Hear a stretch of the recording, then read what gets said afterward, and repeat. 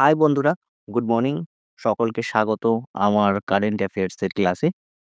Current affairs কিন্তু যেকোনো competitive এক্সামের জন্য একটি গুরুত্বপূর্ণ সাবজেক্ট। আমি প্রতিদিন ৫টা করে কারেন্ট অ্যাফেয়ার্স রাখি এবং ভিডিও লেন্থ খুব কম রাখি। যাতে কম সময়ে কিন্তু এই ৫টা করে প্রতিদিন দৈনিক কারেন্ট অ্যাফেয়ার্সটা যাতে হয়ে যায়। চলো আজকের ১ম প্রশ্ন দেখে নিই। Which country has developed Iskander M practical ballistic missile? এই ইস্কান্দার এম প্র্যাকটিক্যাল এই ব্যালিস্টিক মিসাইলটা কোন দেশ তৈরি করেছে? ৪ টে অপশন আছে। Russia, China, Japan, South Korea. দেখো এই হচ্ছে ইস্কান্দার এম ব্যালিস্টিক মিসাইল। এই মিসাইলটা কিন্তু রাশিয়া তৈরি করেছে। ডিটেইলসে দেখো, রাশিয়া এই ইস্কান্দার এম পরিসরে কিন্তু উৎপাদন শুরু করেছে বলে জানা যাচ্ছে। এই মিসাইলটি কি একটি সড়ক ভ্রাম্যমাণ স্বল্প পাল্লার একটি ব্যালিস্টিক ক্ষেপণাস্ত্র। ২০০৮ সালে জর্জিয়ার বিরুদ্ধে কিন্তু এই ১ম এই ব্যালিস্টিক মিসাইল কিন্তু বেশ আর এখানে তোমাদের ডিটেইলসটা অতটা লাগবে না। ঠিক আছে? মনে রাখবে রাশিয়া তৈরি করেছে Iskander M ballistic missile. Second current affairs দেখো। PRASAD scheme was launch by which ministry? প্রসাদের যে স্কিমটা রয়েছে সেটা কোন মন্ত্রণালয় চালু করেছে? Ministry of culture, ministry of tourism, ministry of defence নাকি মিনিস্ট্রি অফ হোম অ্যাফেয়ার্স?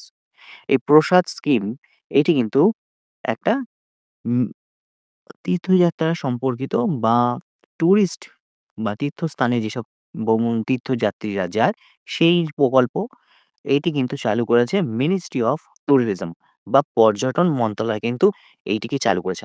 ডিটেইলসে দেখো, এই যে মিনিস্ট্রি অফ ট্যুরিজম এই প্রসাদ স্কিমটা চালু করেছে। এর পুরো নাম হচ্ছে pilgrimage rejuvenation and spirituality augmentation drive. এই প্রকল্পটা কিন্তু যাতে খুব কম সময়ের মধ্যে বা স্বল্প সময়ের অধীনে এই প্রকল্পের আন্ডারে যেসব স্কিম রয়েছে সেগুলি যাতে শেষ হয়ে যায় তার জন্য কিন্তু একটি কমিটি আ রিকোয়েস্ট করেছে। ঠিক আছে? ২০১৪ সালে কিন্তু এই প্রকল্প মিনিস্ট্রি অফ ট্যুরিজম চালু করেছিল। এর লক্ষ্য কি?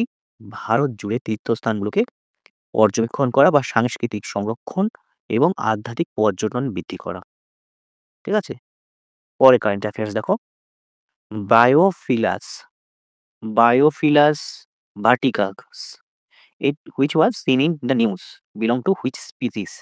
Biophilus verticus সম্প্রতি কিন্তু খবরে দেখা গেছে। ঠিক আছে? এটি কোন প্রজাতির অন্তর্ভুক্ত?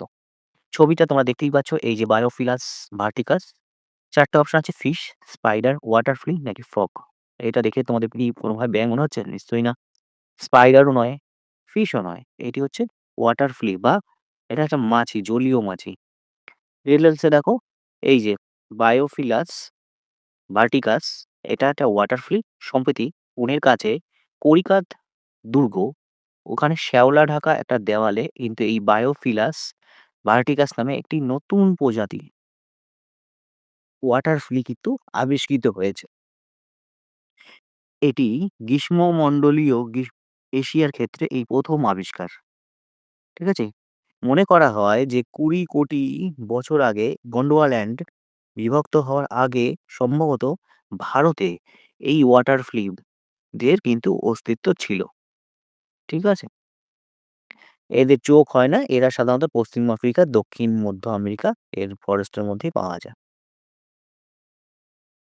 এই প্রশ্নটি কিন্তু আজকের কারেন্ট অ্যাফেয়ার্স এর ক্লাসে খুবই ইম্পোর্টেন্ট এবং ভেরি ইম্পোর্টেন্ট কম্পিটিটিভ এক্সামের দিক থেকে। ৪ নম্বর প্রশ্নটা দেখো, which Indian city is home to Fort William recently name Vijay দুর্গ?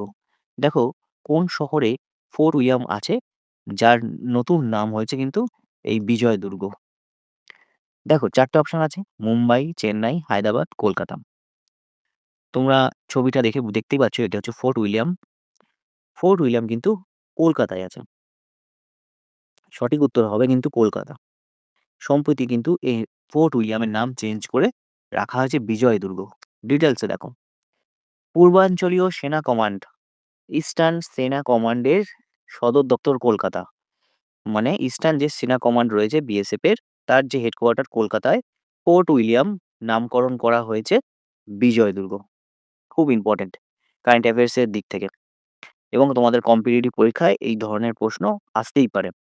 ফোর্ট উইলিয়াম উম যে দুর্গটা রয়েছে সেটিকে নামকরণ করে বিজয় দুর্গ করা হয়েছে। ১৭৭৩ সালে ব্রিটিশরা এটাকে তৈরি করেছিল।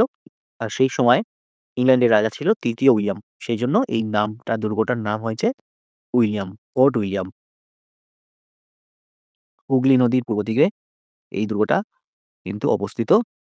এইটি বর্তমানে এখন যে ফোর্ট উইলিয়াম তোমরা দেখতে পাচ্ছ সেটি কিন্তু ভারতীয় সেনাবাহিনী বা ইন্ডিয়ান আর্ম ফোর্স বা বিএসএফ এর কিন্তু দখলে রয়েছে। ইন্ডিয়ান আর্মির দখলে রয়েছে এই ফোর্ট উইলিয়াম। এইখানে কিন্তু একটা ইতিহাসে একটা ঘটনা ঘটেছিল। সেটা হচ্ছে কলকাতার কৃষ্ণগহ্বর বা ব্ল্যাক ট্র্যাজেডি কিন্তু এখানে ঘটেছিল। বলা হয় যে ছোট্ট একটা ঘরে অনেক জন ব্রিটিশ সৈন্যদের আটকে রেখেছিলেন অ্যান সিরাজউদ্দৌলা। সেই সময়ের ঘটনা এটা। বন্দীদের আটকে রাখার ঘটনা হয়েছিল এই কৃষ্ণগহ্বর বা ব্ল্যাক ট্র্যাজেডি নামেও পরিচিত। পলাশির যুদ্ধের পর রবার্ট ক্লাইভ এই দুর্গটাকে কিন্তু একবার পুনর্নির্মাণ করেছিলেন। ঠিক আছে? চলো আজকে পরের কারেন্ট অ্যাফেয়ার্স দেখি।